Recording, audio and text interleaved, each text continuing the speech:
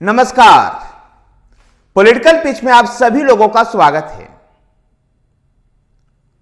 किसान आंदोलन हरियाणा पंजाब के शंभू बॉर्डर पर उग्र होता हुआ दिखाई दे रहा है, जहां किसान हरियाणा पंजाब बॉर्डर को तोड़कर, हरियाणा पंजाब बॉर्डर को पार कर वो दिल्ली की तरफ कुछ करना चाहते हैं। वहीं हरियाणा पुलिस उनको हरियाणा में घुसने देने से रोक रही है।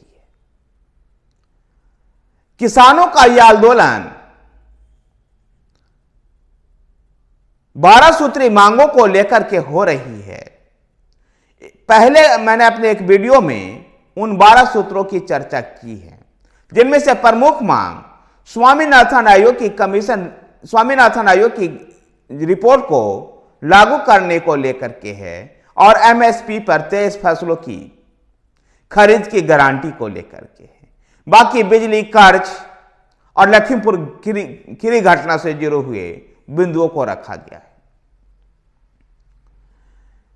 लेकिन जिस प्रकार से इसमें राजनीति हावी हो रही है, उसको देखते हुए इस किसान आंदोलन में कई किसान संगठन ने अपने आप को दूरी बना ली है।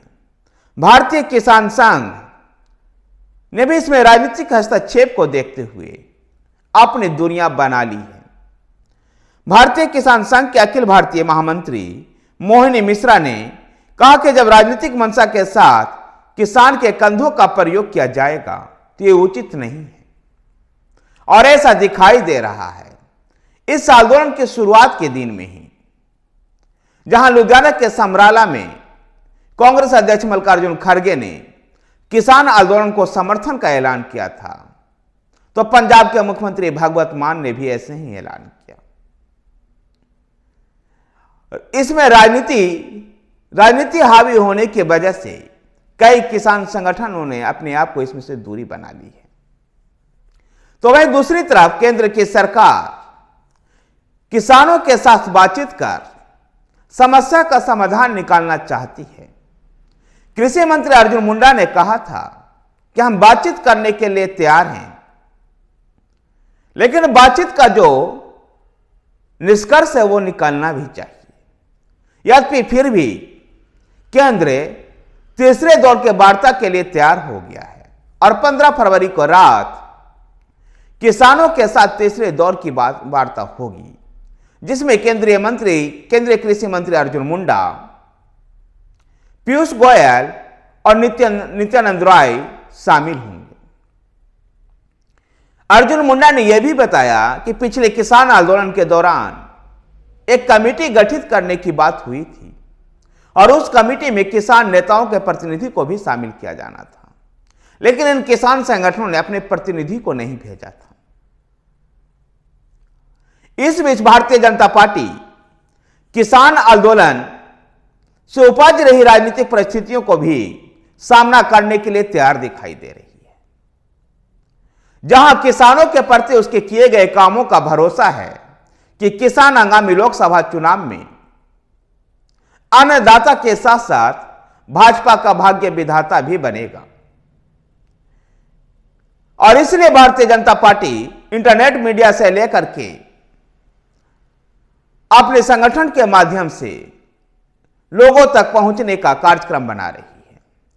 जहां इंटरनेट मीडिया पर अन्नदाता का सम्मान हैशटैग के साथ भाजपा सक्रिय हुई है, तो वहीं पर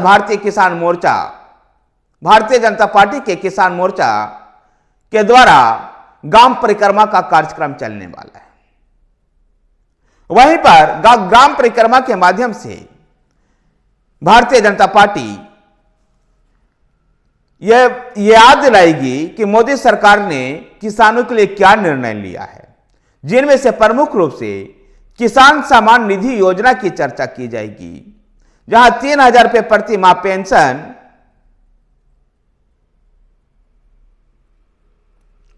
पीएम मत्स्य किसान समृद्धि सह योजना की चर्चा की जाएगी, जो 2023-24 से लेकर 2026-27 तक 6000 करोड़ से अधिक का निवेश इसमें होगा।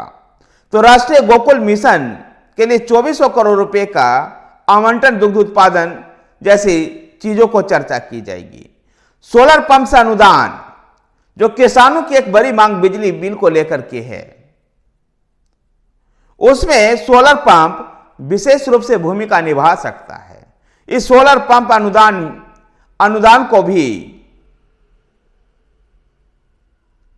भारतीय जनता पार्टी लोगों को बताएगी। प्रसंस्कृत खाद्य पदार्थों के निर्यात में दोगुनी हुई है, इसकी भी चर्चा की जाएगी। तो खाद्य उत्पादन क्षमता 15 गुना बढ़ा है, इसकी भी चर्चा होगी। चना, मसूर, जौ आदि के न्यूनतम समर्थन मूल्य में बढ़ोतरी और फसल खरीद पे 40% बढ़ी है। ऐसे चीजों को ले जाकर के जनता के बीच में ग्राम परिक्रमा के जरिए गांव गांव तक भारतीय जनता पार्टी पहुंचाएगी। भारतीय जनता पार्टी 2014 के बाद कितना एमएसपी बढ़ा है, जिसकी भी चर्चा करेगी। गौरतलब है कि कई ऐसे अनाजों पर केंद्र सरकार पहले से ही एमएसपी दे रही है, लेकिन किसानों की मांग है कि एमएसपी पर फसल के खरीद की गारंटी।